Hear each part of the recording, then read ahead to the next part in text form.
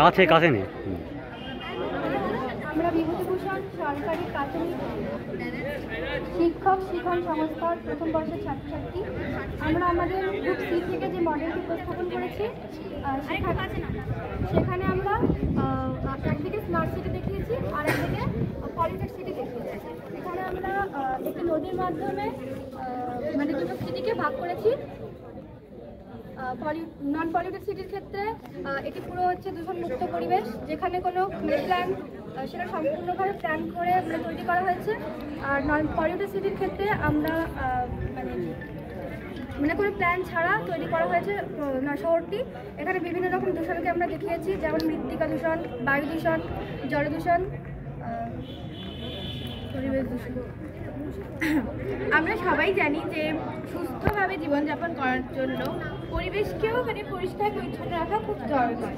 তার জন্য আমাদের এই যে প্রথমে আছে স্মার্ট সিটি, এটা ওয়েল প্ল্যান। এখানে সব কিছু সুন্দরভাবে গোছানো, এখানে ট্রাফিক ব্যবস্থা উন্নত, তারপরে শিক্ষা ব্যবস্থা উন্নত, তারপরে চিকিৎসা ব্যবস্থা উন্নত, স্বাস্থ্য ব্যবস্থা উন্নত, পরিবহন ব্যবস্থা উন্নত। কিন্তু এদিকে স্মার্ট সিটি না হওয়ার দরুন এটা হচ্ছে কি পলিউটেড সিটি। এখানে নানা রকম দূষণে ভর্তি, যেমন এখানে কলকারখানা থেকে নির্গত carbon dioxide, nitrogen dioxide, carbon monoxide, যেগুলো বায়ু দূষণ করে। এবং তাছাড়াও এই মাটিতে পড়ে থাকা বিভিন্ন প্লাস্টিক, কঠিন বর্জ্য যা মৃত্তিকা দূষণ করে। এবং তাছাড়াও কলকারখানায় বিভিন্ন জল যেগুলো নদীতে বা জলাশয়ে মিশে জলদূষণ ঘটায়। কিন্তু এখানে সব কিছু ওয়েল প্ল্যান হওয়ার দরুন এখানে ওয়েস্ট ওয়াটার ট্রিটমেন্ট রয়েছে, যেখানে শহরে সমস্ত জল এসে জমা হয় এবং সব কিছু পরিশোধিত হয়। তারপরে এখানে গ্রিন ফিল্ড রয়েছে, এখানে আবর্জনা ফেলানোর জন্য নির্দিষ্ট জায়গা রয়েছে, কিন্তু এখানে তেমন কোনো ব্যবস্থা নেই। এখানে প্লাস্টিক, তারপরে আবর্জনা সব কিছু ছড়িয়ে ছিটিয়ে রয়েছে। দূষণ বেশি হওয়ার দরুন এখানে গাছপালাগুলোর অবস্থা শুকনো, সব মারা গেছে, কিন্তু এখানে গাছপালাগুলো সব তরতাজা, সবুজ। তারপরে এখানে বিল্ডিংগুলোতে সোলার সিস্টেমের ব্যবস্থা আছে, যে যা সূর্য রশ্মিকে কাজে লাগিয়ে এরা কি বলে বিদ্যুৎ, ইলেকট্রিক এসব উৎপন্ন করা হয়।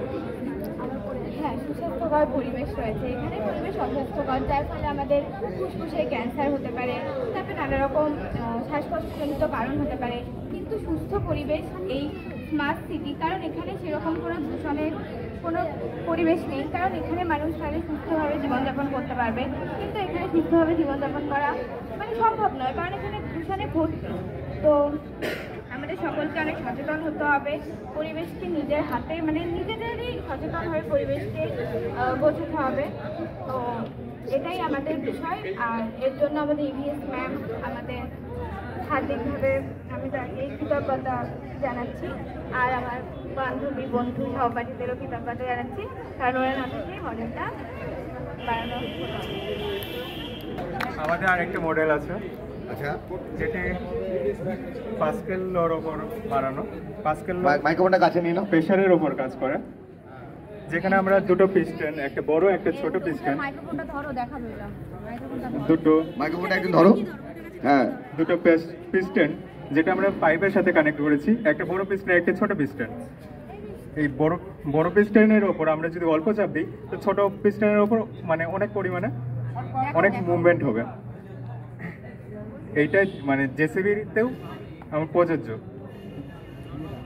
যেভাবে এটা কাজ করে। অসাধারণ,